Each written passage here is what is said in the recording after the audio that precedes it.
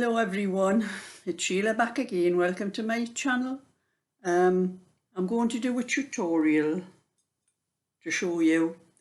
This is I'm going to show. I've done a little bit to start it off, and I'm going to show you. This was a pattern I did on a little cardigan I did for one of my friends. If you remember, I did a pink cardigan and a lemon cardigan. The lemon one had this. Well, there was a lady called Patricia who asked me about this pattern, and when she asked about it, she said white, and the little thumbnail on my phone that I saw the message on, it looked like white, and I thought she was talking about the rosebud lace pattern, but it's actually this one here. It was a little lemon cardigan, and this was the one I had an awful lot of trouble with it. It was okay doing a square, doing straight up and down on the sides, but come to do the shaping was a nightmare. I think I pulled it out 3 or 4 times each piece that I did. When I come to do the sleeves, having to shape it up like that and then shape it that way, the other way. I would never ever do this pattern again. The only reason I would ever do this pattern would be in a square on a baby blanket or something like that. But just for anyone that might want to try it, might have better luck than I did. I mean, I'm an experienced knitter, and I had an awful lot of trouble with this pattern. I just could not get the edges to stay straight. And anyway, I'm going to do a tutorial anyway. But anyway, while I'm sitting here, I'm going to my bingo again tonight. And I've already been in the shower and washed my hair and everything, and I thought I'm going to trim a little bit off my hair, because you know, even when I have my hair tied up in a ponytail and I'm leaning back on the settee like this and I come to turn my head, I'm leaning on my hair and it was getting pulling my head, you know, so I thought I'm going to have to trim it. But I've got terrible hair to trim. Well, you can probably, I don't know, you can see, but it's not exactly straight, my hair. My mother used to say my hair was wonky, and she's right.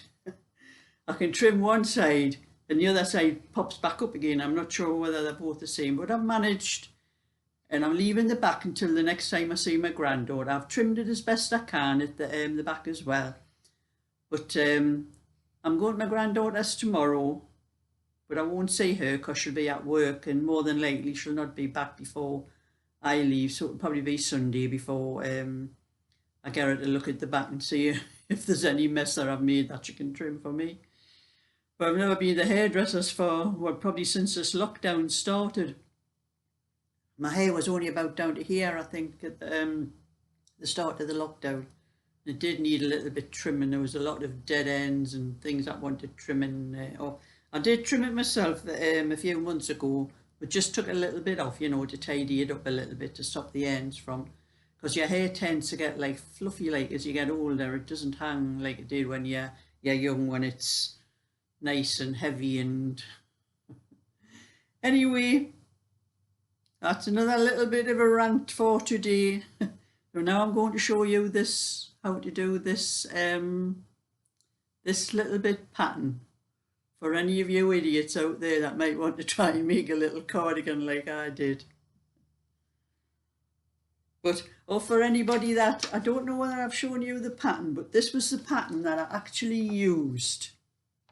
I got the right way. It's very pale coloured. It is a bit hard to see it, but that was the one I did at the top. But this is a button-up one at the bottom. I think the button-up one would probably be a little bit easier, because it was a lot of the shaping up the front that I had trouble with as well. Where this one, it'll go straight up to the top of the neck, and then there's only a little bit shaping around the neck. But this was the pattern that I used for anybody that wants to see what it actually looked like. Well, now I will get round to showing you how to do this now. I'm going to show you how to do this pattern. The pattern itself is quite simple. There's not actually much to it. It's just keeping those little holes going in the right place, because they are going diagonally across here. And when you start it, if you're doing a rib or maybe a garter border, anything like that, you have to do an odd number because the pattern starts on the wrong side. And when you cast on stitches, you do have a right side and a wrong side, and if you notice, that is the right side of the pattern. If you turn it over, you see how different it looks on the other side where you've cast on the stitches. So you can see that's the right side. So I'm going to show you, it's a 4-row pattern. 2 of the rows are purl and the other 2 are making those little holes in the rest of the pattern. And it's in multiples of 3. And you need an odd number of stitches. An odd number in 3s. You know, you don't go like 30. It has to be 33 or 27 or what have you. The numbers like that. So the first row is purl. I'll put that wool on the floor so it doesn't get in the way. So this is the first row, is purl. Just purl all the way across.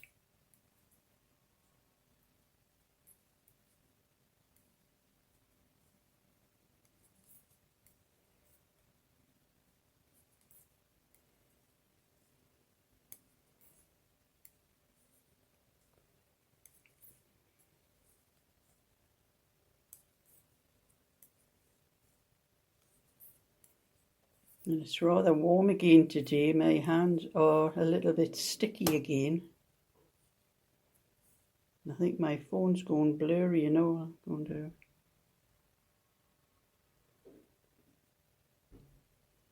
There.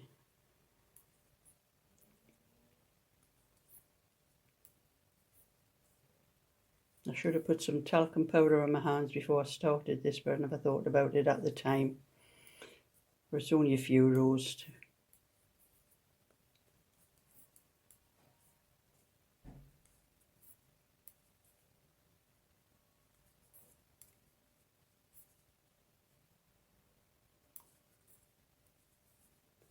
And that's the first row, 1 row of purl.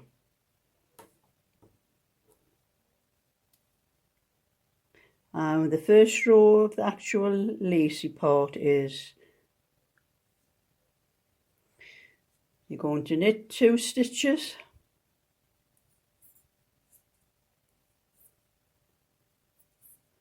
go yarn forward, slip the next stitch, knit the next 2 stitches, and then pass that slip stitch over those 2 stitches you've just knit. And then bring your yarn forward again, slip the next stitch, knit the next 2 stitches, pass that slip stitch over those 2 knit stitches, yarn forward again, slip 1 stitch and knit 2 stitches.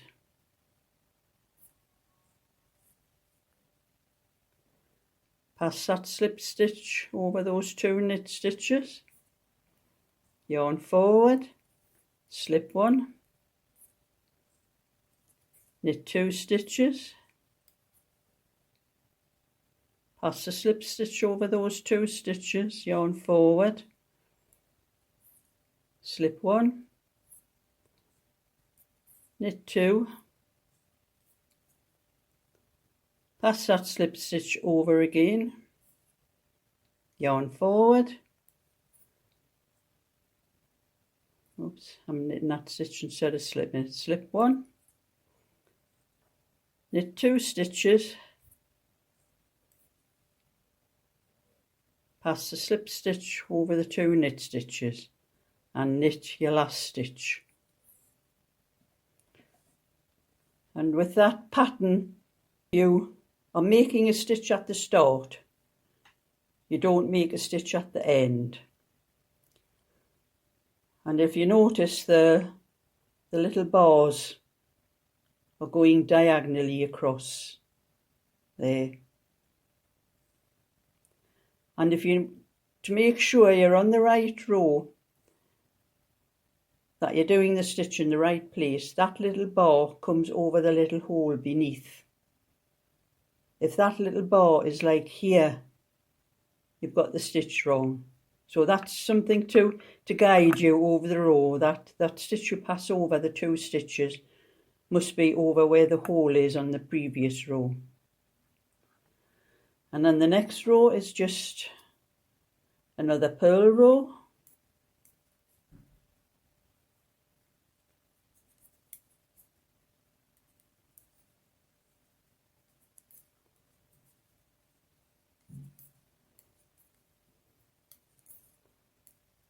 And I'll pause that until I get to the end.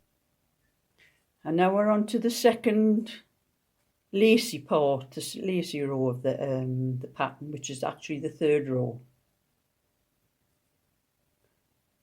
So whereas the one before we started with knit 2, this one we're going to start with knit 1.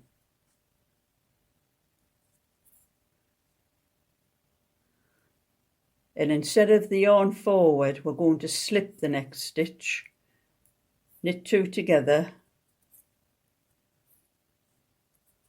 and pass that slip stitch over. And then we're going to bring the yarn forward. Whereas on the other one we knitted 2 and brought the yarn forward. But to keep the pattern going in a diagonal, you have to alter it slightly. So it's slip 1. And there's another way to tell whether you're onto the right stitch. After you've slipped one, the next 2 stitches in it, the first one is over the hole and the second one is after it. So that's another way to tell if you're onto, you've got the stitch in the right place. So you knit those 2 stitches, one over the hole and the one after. And you pass that slip stitch over, yarn forward, slip 1, knit 2, pass that slip stitch over those 2 stitches, yarn forward, slip 1, knit 2, pass the slip stitch over, yarn forward, slip 1, and like I said, the knit 2 is over the hole and the stitch after.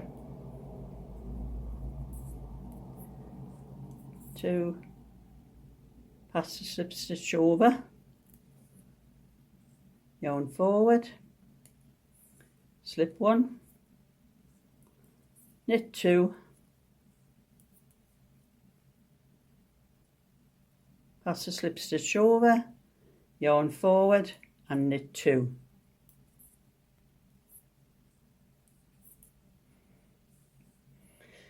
And that's the 4 stitches to that pattern. It's quite easy. Once you've done it a few times, it gets stuck in your head and you don't have to think about it, what you start with and what you finish with. So it's very easy. So that was my tutorial for that pattern. I don't know what to call it. It's not one of my own patterns. It's not very often I use a pattern, but I saw that one. I got it off the internet and I saw the pattern and I liked the little cardigans, look lovely, and I thought, oh, I'm going to try those. I'd love to meet the person that knit those cardigans that's got them on the picture to find out how they did it, because it was really a hard pattern to do any shaping on. But anyway, I'm doing a little bit of Angela's cardigan here while I've got some time this afternoon before I get ready to go to my bingo. I'll not be leaving till about 5:30. My friend's not going, so I won't be picking her up, so I don't need to leave so early. In fact, I don't need to leave till about 5:45. It's probably only about a 15-minute drive up the the road for me now. So I've gotten a little bit. This is the second sleeve Evangela's cardigan. I'm getting, you can see it better on the right side. Getting a little bit more of it done. It's probably about 7 or 8 inches up the arm now. So it will not be long before I get this finished and to find out whether it's going to be okay for her. So that's my little bit for today. So thumbs up and subscribe, and I'll let you see anything else that I get done, and this cardigan when it's finished, and then whatever else I start after it. But I've just remembered, though the girls wanted me to do 1 or 2 more coasters, but I don't think there's as many of us going. I think I'll just take 1 or 2 of my own that I've got in the house and do some next week for them when I've got a bit more time. So bye for now.